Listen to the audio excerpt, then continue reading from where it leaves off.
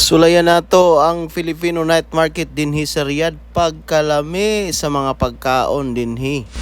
Hi guys, welcome to my vlog. Ug karong adlaw guys, uban mi ninyo adto mig Filipino night market kay race di man sa akong asawa naka desisyon mi nga manglaag sa night market. So medyo distansya gid ang kalayuan ning Filipino night market kay among gi-search sa Google Map ang Higher Park mga 45 minutes gikan sa amo ang balay. Kay hapit mag-isa ka oras ni hawa gid mi din higikan sa among balay mga hapit ta pod mag alas 5 kay ang giingon magud sa among nakita sa Facebook 6 PM to 1 AM daw. Unya kay medyo sayo-sayo man ang among pag-abot wala pa may alas 6 nakita mig McDonald's ay namalit lang sa amin nag-snack mi kay gutom man ang akong asawa. Ila ning McDo din mama ora gyapon Pilipinas na gyapon sila machine nga ikang mo order dayon namatay gamay nga promo ay naka-promo ta ato dayon gi-redeem dayon. Medyo busy-busy gid akong malasawa ni kay maskin ris din niya naagid siya meeting mao gini iyang trabaho always meeting. Pag alas 6 naman amo na din giadtuan ang Higher Park naa din nila located ang Filipino night market karong trending karon sa Facebook ba.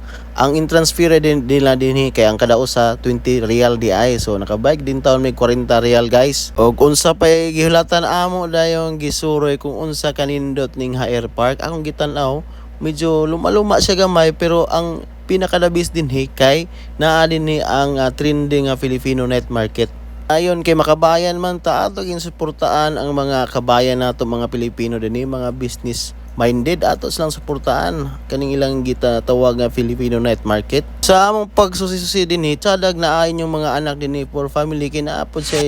liguanan sa mga bata pwede makaslide-slide ang mga bata ninyo dinhi amo ling gisuri ang likod ani namin nakita nga gamay nga lake baka niyo si tawag ani basta kay naa sa isda guys. Gitan-aw gid namo ning kaning Higher Park murag akong pamati ani ila ning girenovate ning park kay sa akong pagtanaw-tanaw pagsusi dinhi murag ila pang ginaayo ang mga lugar dinhi murag dati siguro patsada gini nga park mo lang nang giingon nga kamsa daw dati. Basta mao man ni akong first time gud nga paglaag dani medyo layo gini sa Riyadh in town. Dayon gisulayan din namo og agi aning ilang gamay nga tulay-tulay aning tubig nga naa pud sila isda dinhi among ginahuna giunsa pagkabuhi sa isda nani nga init man kay panahon karon pero naagid sa isda nga langoy-langoy sa ilalo mo tanawa ra gud ninyo ambot sa niyang klaseng isda.